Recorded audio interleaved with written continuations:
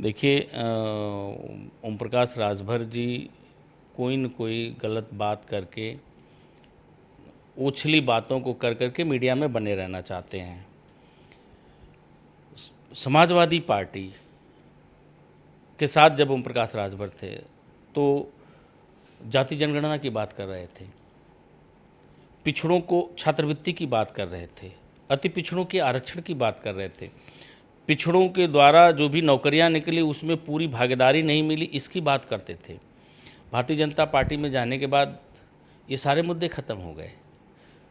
वो भारतीय जनता पार्टी में जाकर के वो अपने बारे में भी नहीं बोल सकते, अपने लिए भी नहीं बोल सकते। और ओम प्रकाश राजभर की जो अवसरवादिता की राजनीति है, व्यक्तिगत हितों की राजनीति है, ये तो खुद राजभर भी समझ गया। आप घोसी के चुनाव का रिजल्ट देखिएगा, भारतीय जनता पार्टी ने किस तरह से एक राजभर का पर्चा खारिज कराया ज़बरदस्ती, वरना वो राजभर चुनाव लड़ा होता तो ओम प्रकाश राजभर को पता चल गया होता कि राजभर उनके साथ है कि नहीं है। लेकिन उसके बावजूद भी वो सारे लोग बीजेपी के खिलाफ मजबूती से फील्ड में लगे हैं। और ओम प्रकाश राजभर एक ऐसा राजनीति का फिनोमेना है, आप ओम प्रकाश राजभर के आप तमाम सारे रैलियों के फोटोग्राफ्स देखेंगे।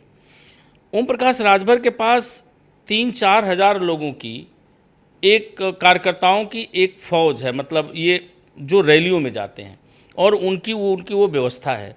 जो भीड़ आपको बलिया में दिखेगी वही भीड़ आपको बस्ती में दिखेगी, वही भीड़ लखनऊ में दिखेगी, वही भीड़ बनारस में दिखेगी। और भीड़ दिखा करके और जिस पार्टी का माहौल है उस पार्टी के साथ जा करके और श्रेय लेने का प्रयास करते हैं। असल तो ताकत तब देखी जाएगी ना जब आप स्वतंत्र रूप से चुनाव लड़ करके अपनी ताकत को दिखाइए। 20 साल से पार्टी चला रहे थे, क्या एक भी विधायक बना पाए?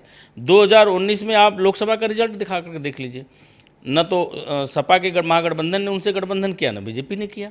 उनकी क्या स्थिति रही? 8,000, 10,000, 5,000, 4,000 वोट, कहीं 2-4 विधानसभाओं में 20,000, 22,000 वोट पा गए। तो असली औकात तो उनकी वही है ना, जब स्वतंत्र रूप से लड़े मंत्री होने के बाद भी। तो ये तो जो राजनीतिक फिनोमेना बनाने का प्रयास कर रहे हैं कि मेरी वजह से सब हो रहा है। अभी लगातार कहते हैं कि पूर्वांचल में समाजवादी पार्टी मेरी वजह से जीती, तुम्हारी वजह से जीती। तो क्या हम लोग खाक छान रहे थे समाजवादी पार्टी के साथ? जितना बड़ा उनका समाज है, जितनी तादाद में उनका समाज है पूर्वांचल में, उससे बड़ी आबादी में हमारा चौहान समाज है। और 2022 के चुनाव में समाजवादी पार्टी को वोट किया, और वो समाज वोट किया जो कभी समाजवादी को वोट नहीं करता था और जो हमेशा भाजपा के साथ खड़ा रहता था। भाजपा असल में कमज़ोर हुई हमारे समाज के वोटों की वजह से।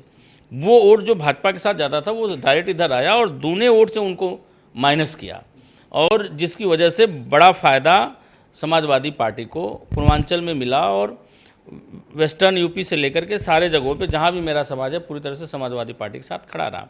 अब चूंकि ओम प्रकाश राजभर को अपने मुंह से ही अपना समीक्षा करना है, अपने मुंह से ही अपनी ताकत का बयान करना है, तो वो कुछ भी कहते रहें, वो तो कुछ भी कहेंगे, ये अलग बात है। लेकिन जो उनके साथ जुड़े हुए लोग हैं, जिनके साथ वो रहे, उनकी समीक्षा में वो क्या है, असल में धरातल पर वो क्या है, ये बात मायने करता। हम अपने आप से अपनी समीक्षा करके हम बोल दें देश के हम बड़े नेता हैं तो बोल सकते हैं, लेकिन असल में हमारी जो ताकत है वही हमारी ताकत होगी। और हमारी ताकत को जब तक दूसरे लोग न इस बात को हमारी समीक्षा करके बताएं तो वो नहीं माना जाएगा।